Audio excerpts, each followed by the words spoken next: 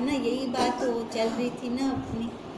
अब यहाँ पे हमने रखा था, वो ऐसा क्यों पूछ रहे थे, क्योंकि वर्ण आश्रम पूछ रहा था कि मैं इनकी पूजा कैसे करूं, पहले वर्ण आश्रम तो पता हो मेरे को। तभी तो उन्होंने कहा, अब वो संशय आ गया। अब फिर विष्णु भगवान जी आए थे, है ना, अब विष्णु भगवान जी रूप बदल के आए कि वो कहते मेरा भक्त गिर रहा है। जो वर्ण आश्रम की कल्पना माने भी तो स्थूल शरीर ही वर्ण आश्रम है, शरीर ही माया है, ताते शरीर अभिमानी तो माया में ही पड़ा है। प्रहलाद ने कहा मैं माया से अतीत हूँ, संत ने कहा मैं माया से अतीत हूँ, यह भी जानना माया रूप है। पुनः संत ने कहा यह भी माया है, जो पूछता है तू कौन है, कहाँ से आया है, हाँ जी, उसके लिए तो है ही नहीं ना कोई शब्द, कहाँ जावेगा। जब सर्व गोविंद है तो गोविंद कहाँ से आवे और कहाँ जावे, आकाश की न्यायी व्यापक है। आना जाना परिच्छिन्न में होता है। हे प्रहलाद, देह अभिमान राक्षस स्वभाव को त्याग और देह आदि संघात से भिन्न साक्षी आत्मा मैं हूँ, इस दैवी बुद्धि को धारण कर। जो देह भाव को ना प्राप्त होवे। प्रहलाद ने कहा अब मैं क्या करूं। अब देखो, दैवी बुद्धि धारण करेगा ना तो देह भाव को प्राप्त नहीं होगा। अब प्रहलाद, अब यहाँ से हमारा शुरू होना है, तब प्रहलाद ने कहा था फिर मैं क्या करूं। संत ने कहा वही कर जिससे करना कुछ ना पड़े। प्रहलाद ने कहा वह क्या वस्तु है। संत ने कहा सो तू ही देह से भिन्न चैतन्य अक्रिय आत्मा है, तुझ में कर्तव्य है नहीं। अब वो पूछ रहे ना मैं क्या करूं। अब क्या करे वो, करना तो देखो शरीर में होगा, मुझ साक्षी में तो कुछ करना ही नहीं है। तो ये करना है कि हमें उसकी दृढ़ता करनी है। दृढ़ता क्या, कि मैं वो साक्षी वही हूँ, मैं वही साक्षी हूँ, मैं वही आत्मा हूँ। जैसे घट से भिन्न आकाश अक्रिय है। आकाश तो कुछ नहीं करता ना, चाहे मटका बने, चाहे टूटे, चाहे गिरे। हे प्रहलाद, जब सर्व गोविंद है तो मैं नहीं, तब आना जाना कहाँ है। अलग कुछ होगा तो आना जाना होगा, जब हर जगह पर वही है तो कहाँ वो आएगा, कहाँ जाएगा। परंतु पर अपर का वृथा अहंकार तूने किया है। अब क्या कह रहे हैं संत, पर अपर का, है ना, पर अपर क्या हुआ, जड़ अक्षर हो गया, है ना। ये जो तूने अहंकार किया है, अहंकार क्यों किया है, क्योंकि उस पूछा था कहाँ से आए हो, कहाँ जाना है ना। तो संत ने कहा था मेरे में तो आना जाना है ही नहीं। अब तभी वो कह रहे हैं कि पर अपर का वृथा अहंकार तूने किया, सो संखल अपने पग को पाया है। यह अहंकार ही बीच आवागमन का है। देखो, जो ये उसने अहंकार किया ना, तो अपने संखल अपने पग को पाया है। मतलब अब देखो वो कहाँ आ गया, फिर नीचे गिर गया ना, नहीं तो कहाँ था। अहंकार आ गया था उसको, जो उनके गुरु थे शुक्राचार्य जी ने भी, उन्होंने थोड़ा उसको, हाँ, उनकी वो चापलूसी की तो वो ऊंचा वो हो गया, है ना। तब देखो अब कैसे फिर नीचे गिर आए।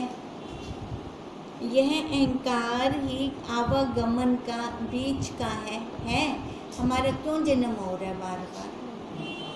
अहंकार के कारण ना शरीर में बैठ जाते हैं हम। जिसने इस संखल को ज्ञान खड्ग से काटा सो संसार से पार हुआ है।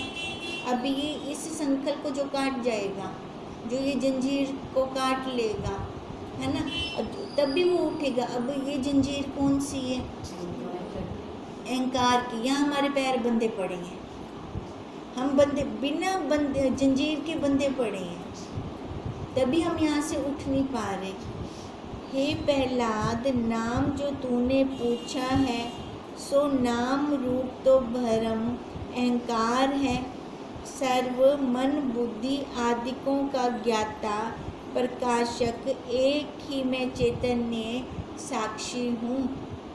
अब उसने नाम पूछा था ना, कहता ये तो शरीर का पूछ रहा है, मेरा तो कोई है ही नहीं। अगर मैं खुद शरीर पर बैठी हूँ तभी शरीर वाला प्रश्न करूँगी, है ना।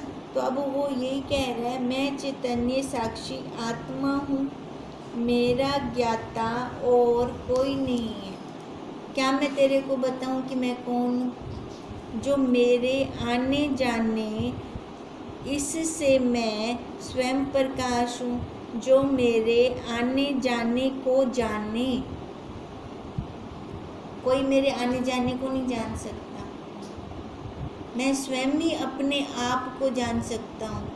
तो इसका क्या मतलब हुआ? मैं स्वयं प्रकाश हूँ, जो मैं खुद को जानता हूँ। तूने जो आपको शरीर माना है सो शरीर जब गिरेगा तब इसकी अवस्था 3 प्रकार होवेगी। जले तो भस्म, खाए तो विष्टा, पड़ा रहे तो गड्ढे तो कृमि। अब देख क्या कह रहे हैं, शरीर की अवस्था 3 है जब ये देह त्याग देगा शरीरी, है ना। अब कैसे? जले तो भस्म हो जाएगा जलाने पर, अगर पड़ा रहता है तो कीड़े पड़ जाएंगे उसमें। खाए तो विष्टा, है ना, अगर कोई भी उसको खाता है तो क्या उसका सार क्या है? वही है ना। अब यही कह रहे हैं, ऐसे मलिन वस्तु को आप मन के अहंकार मानता है कि मैं राजा हूँ। जैसे भंगी पखानों का आपको राजा माने सो यही माया है। हम भी यही कर रहे हैं ना, है ना। अब इसकी असलियत बताई है, इस शरीर की असलियत बताई है कि इसकी असलियत क्या है। अब इसकी असलियत देखो, हमेशा गंदगी निकालता है, गंदगी निकालता है।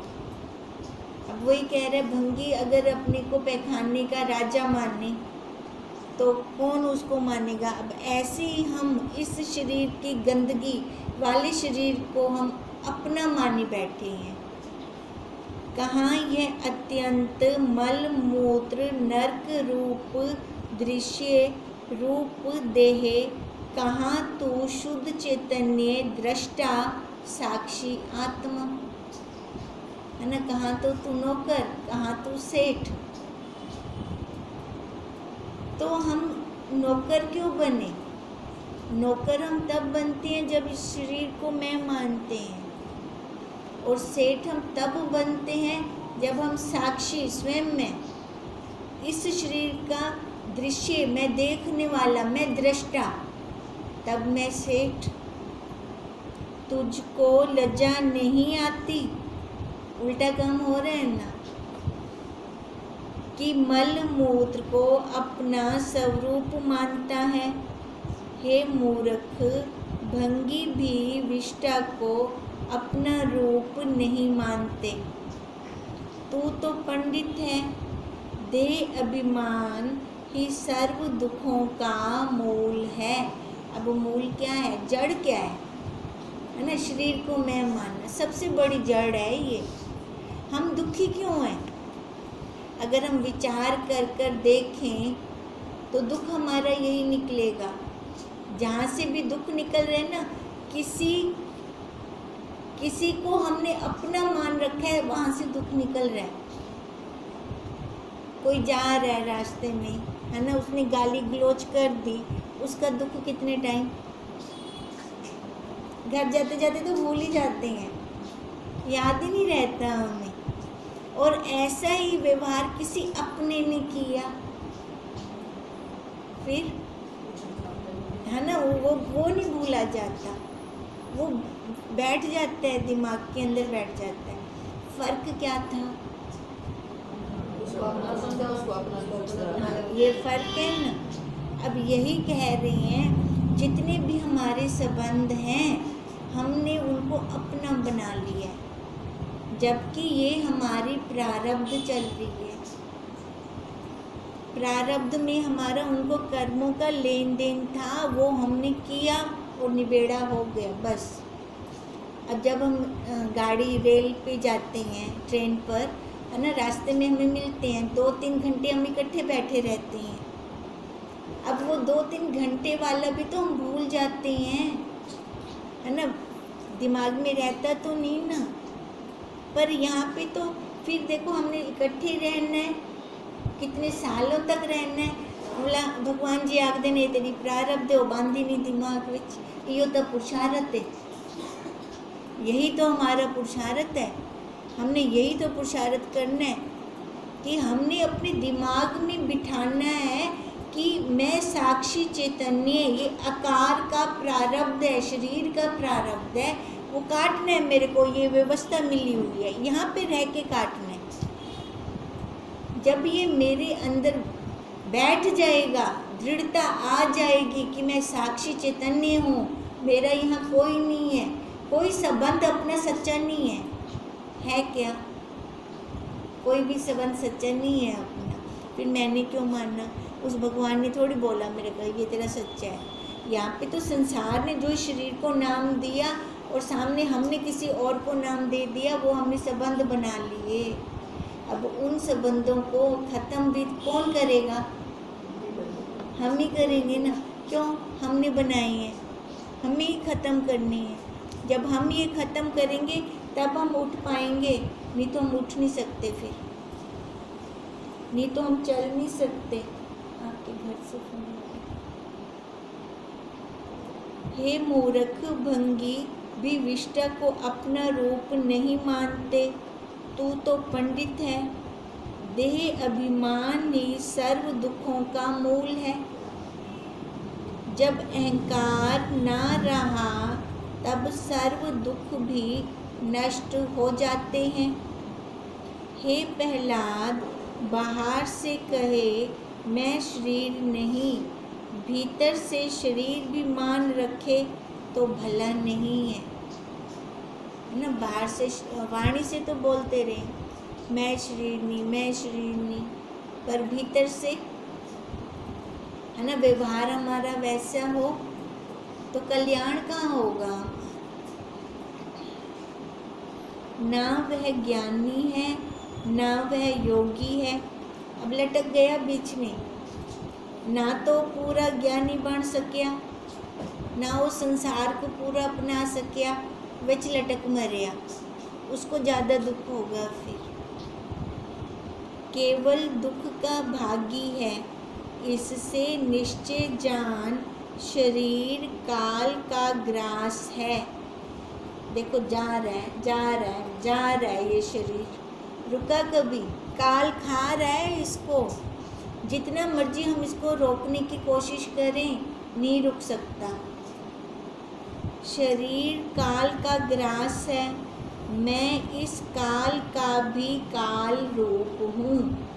अब मैं जान रही हूँ ना शरीर जा रहा है, इंद्रियों की शक्ति कम हो रही है, ये कौन जान रहा है? तो मैं इस काल का भी काल हुआ। इसके सुख दुख से क्यों चिंता आतुर होता है और क्यों मोह करता है? हे प्रहलाद, तू 5 भूतों से तथा शब्द स्पर्श रूप रस गंध 5 विषय रूप तन मात्रा 10 इंद्रियां चतुष्टय अंतःकरण 5 प्राण तथा सात्विक राजस तामस 3 गुण, इन सब का कारण माया है। इन सब का तू दृष्टा है हम सबका दृष्टा। सारांश यह है कि कार्य कारण रूप प्रपंच से तू परे है, तो फिर मिलना क्यों? जब हम यहाँ से परे हैं, है ना, मैं दृष्टा, ये सारा दृश्य, तो दृष्टा बड़ा, दृश्य छोटा हुआ। शारीरिक, वाचिक, मानसिक कर्मों से तू चैतन्य मुक्त है और तेरा स्वरूप सतचित आनंद रूप है। अब मेरा स्वरूप यही है, सच्चित आनंद रूप। बुद्धि आदिक असत जड़ तेरा स्वरूप नहीं। प्रहलाद ने कहा, तुम्हारे वास्ते शय्या ले आऊं तो शयन करोगे। अब पहले तो ये उसको विक्षेपता हो रही थी, कौन है ना। अब मेरे को तो इनका वर्ण आश्रम नहीं पता, मैं इनका पूजन कैसे करूं। अब जब उन्होंने ऐसे बोला तो अब कहते हैं मैं शय्या ले आता हूँ, बिस्तर ले आता हूँ, आप यहीं पर विश्राम करें। अवधूत ने कहा, जो स्वाभाविक प्रारब्ध करके प्राप्त होवे तो हर्ष नहीं, और कांटों पर शयन होवे तो शोक नहीं। हे प्रहलाद, 36 प्रकार के भोजन मिले तो खाता हूँ, नहीं तो सूखे पत्तों से निर्वाह करता हूँ, है ना। चाहे 56 भोग मिल जाए चाहे ना मिले, कोई फर्क नहीं पड़ता, और संतुष्ट हूँ, हर्ष शोक नहीं। प्रहलाद ने कहा, राज्य करो, चलो फिर चलो अंदर राज्य में चलो आप। अवधूत ने कहा, राजा प्रजा देश मेरी दृष्टि में है ही नहीं। क्यों? क्योंकि वो तो स्वयं के खुद के राजा हैं, है ना, सारी सृष्टि के स्वयं राजा हैं वो। किंतु अपने सहित यह सर्व वासुदेव जानता हूँ, इससे स्वराज हूँ। यह सर्व कल्पित नाम रूप मेरी प्रजा है। अब प्रजा क्या है? ये पूरा शरीर, है ना, ये इंद्रियां हो गए, कोश हो गए, प्राण हो गए, ये मेरी प्रजा है। जैसे स्वप्न में सर्वनाम रूप स्वप्न दृष्टा ही प्रजा है। जितना भी देखो स्वप्न दृष्टा की ये प्रजा, जितना सर्वनाम रूप आ रहा है, जिसे हम स्वप्न में मिल रहे हैं, जिसको ले रहे हैं, जिसको दे रहे हैं, ये सारी उस स्वप्न दृष्टा की प्रजा है। स्वप्न दृष्टा स्वराज है। हे प्रहलाद, यह कार्य कारण रूप जगत मुझ चैतन्य की प्रजा है। सत रज तम रूप माया युक्त मुझ सतचित आनंद से त्रिगुण आत्मक शब्द गुण सहित आकाश उत्पन्न हुआ है। अब देखो ये जितनी सृष्टि है कहाँ से उत्पन्न हुई है ना, मेरे से उत्पन्न हुई है ये सारी सृष्टि। आकाश संयुक्त मुझ चैतन्य से, वायु विशिष्ट मुझ चैतन्य से, अग्नि विशिष्ट मुझ चैतन्य से, जल विशिष्ट मुझ चैतन्य से, पृथ्वी विशिष्ट मुझ चैतन्य से, औषधि विशिष्ट मुझ चैतन्य से, अन्न विशिष्ट मुझ चैतन्य से, वीर्य विशिष्ट मुझ चैतन्य से, शरीर हुआ सो शरीर समष्टि व्यष्टि भेद से 2 प्रकार का है। देखो अब क्या कह रहे हैं, जितना कुछ हुआ है ना, सारा कुछ मुझ चैतन्य से हुआ है। समष्टि में देखें तो वो ब्रह्म परमात्मा, ठीक है, और अगर व्यष्टि में देखें तो ये आत्मा एक हो गया। दोनों को मैं देखने वाला, तभी तुलना की गई न समष्टि और व्यष्टि में, है ना। बाहर उस ब्रह्म की और इधर इस आत्मा की, वो परमात्मा ये आत्मा, इनकी एकता की गई है। अब यही बात वो कह रही हैं, सो शरीर समष्टि व्यष्टि भेद से 2 प्रकार का है। पुनः आकाश आदिक पंचभूतों के एक एक आकाश आदिकों के सात्विक अंश से श्रोत आदिक 5 ज्ञान इंद्रियां उत्पन्न हुई।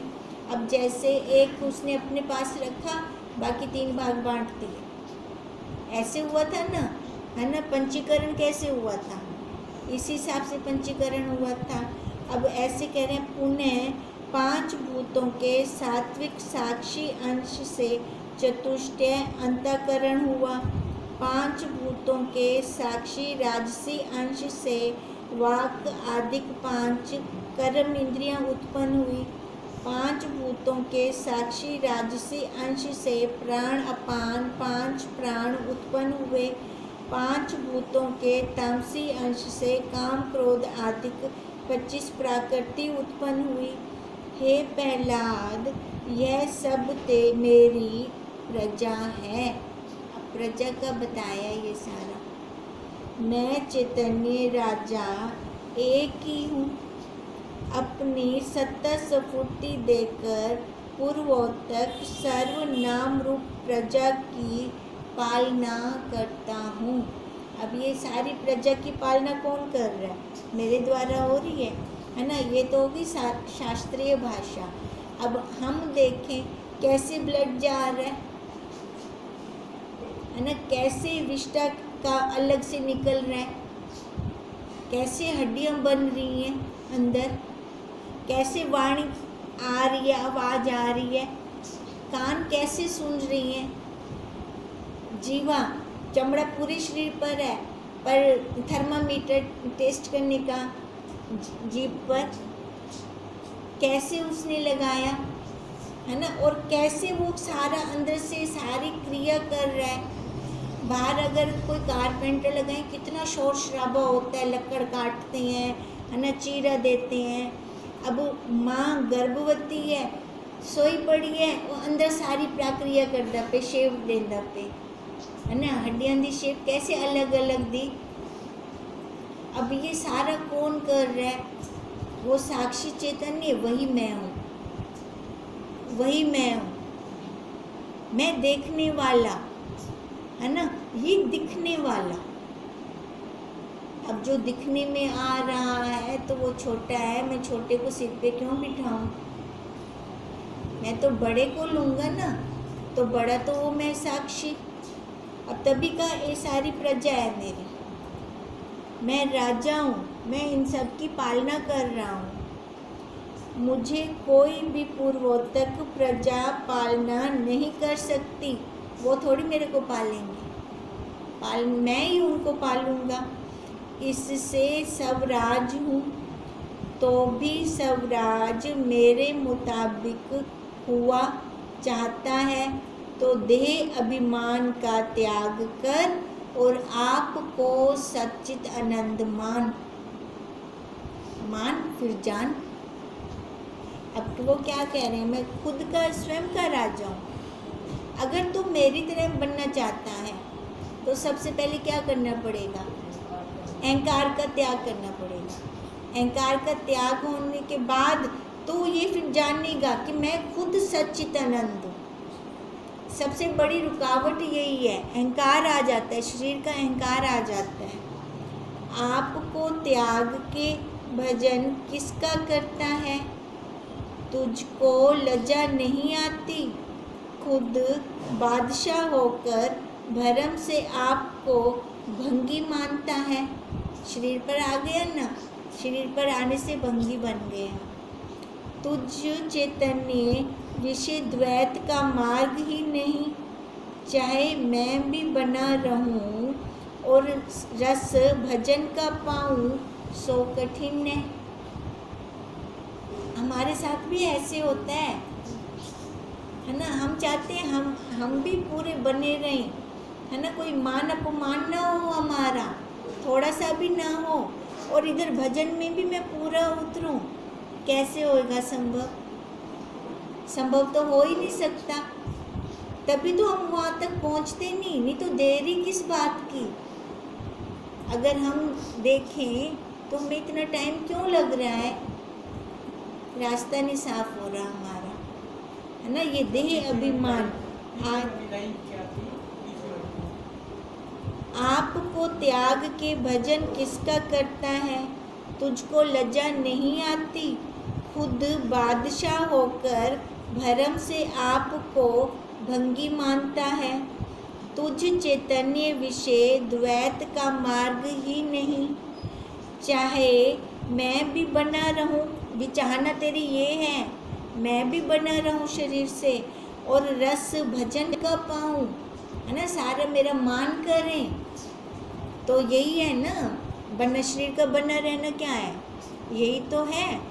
और मैं भजन करूं और रस आए मेरे को, वहाँ से हो ही नहीं सकता, क्योंकि वहाँ पे हमारी दृढ़ता नहीं होगी।